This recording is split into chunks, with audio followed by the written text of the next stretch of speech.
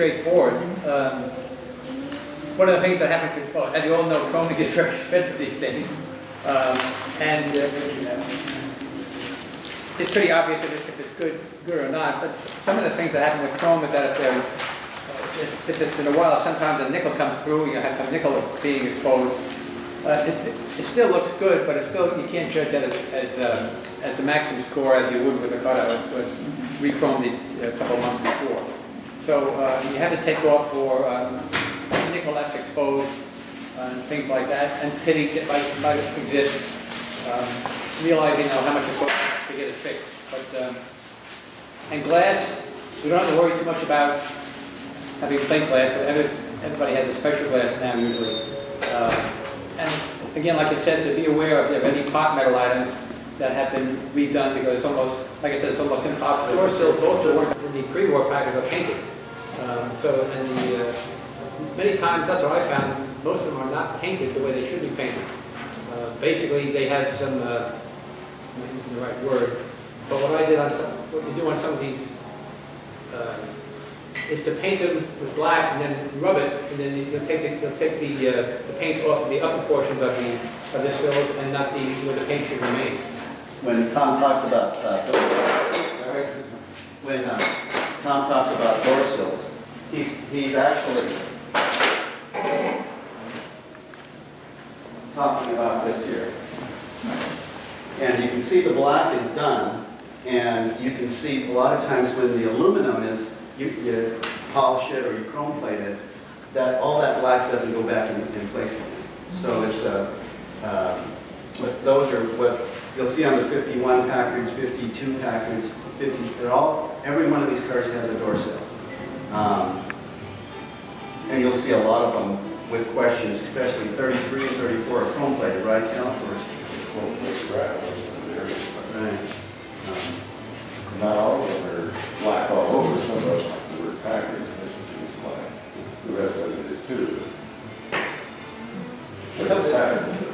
Some of the door jams too. I mean, if the door doesn't close correctly, there'll be a lot of scratches on it.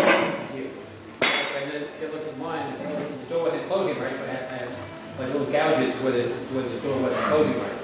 So this is something to look at too. So this car was done 30 years ago. So it's, in fact, this originally was done by Dick Werzer.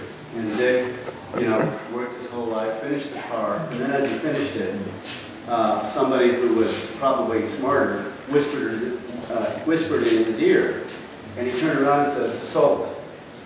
And he wound up showing the car after that. And Dick, you used to see this car. But a lot of times, again, you see door fit. See how nice it is. A lot of times when you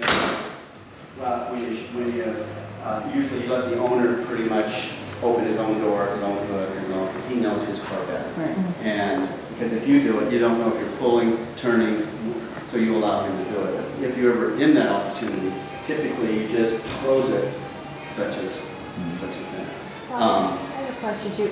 Would you mind reopening the driver door? So let's say it didn't fit well, and you do have some scratching and gouging. Would the scratches in the chrome fall to the chrome judge, and the scratches in the paint fall to the bodyworks judge, the coachworks judge? No. Okay. So you would make the distinction. Robert, what do you do about the striker plates?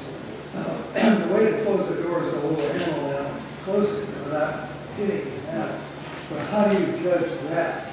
Because almost all of us have that line where the thing is, where the, whatever you call it, the handle inside that. You mean this here? Yeah, right? Yeah. Some cars are chrome, some of them, like these are plastic like material.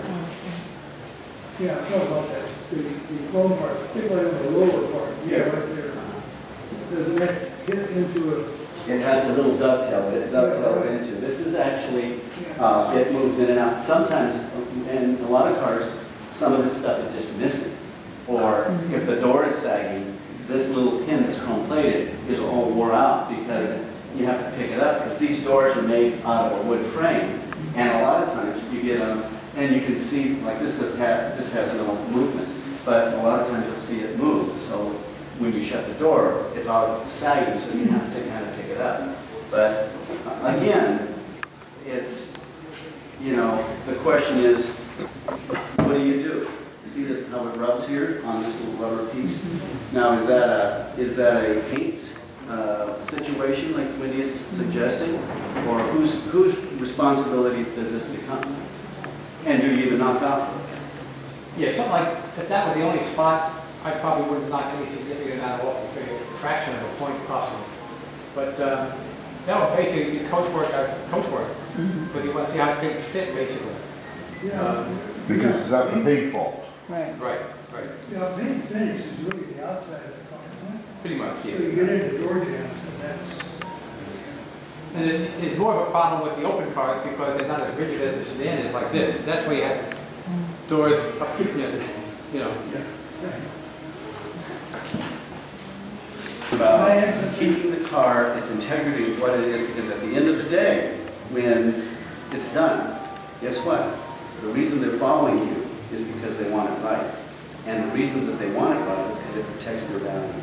And when it protects your value, that's when you protect the integrity of what you've done and everything you've done. So that's why judging is so important. It's because there's some guys that, you know, have a lot of money, and they decide, you know what, I think there was a picture one time, you might have sent it to me, of a 1940 Packard Darren in San Diego that the guy hot rodded it out. And it had pipes on the side, but at some day, he's done. He puts it up for an auction. Well, nobody's buying it based on the Darren. They're actually buying it so they can take everything back off to put that what Darren had. So, anyways. Next item is seats upholstery and kick panels. Usually I tend to have some of the ladies do this judging because they're pretty knowledgeable about the different materials and so forth. But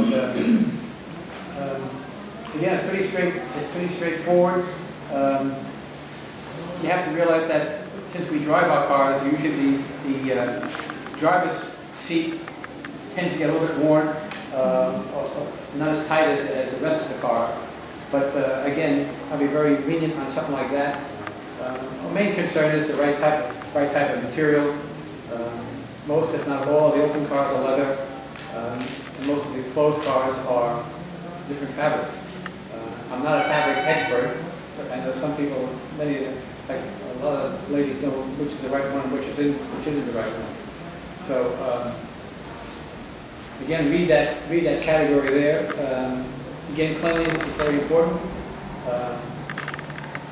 But again, you drive the cars, and you've got to realize that. You just look for looseness, you look for shrinkage of material.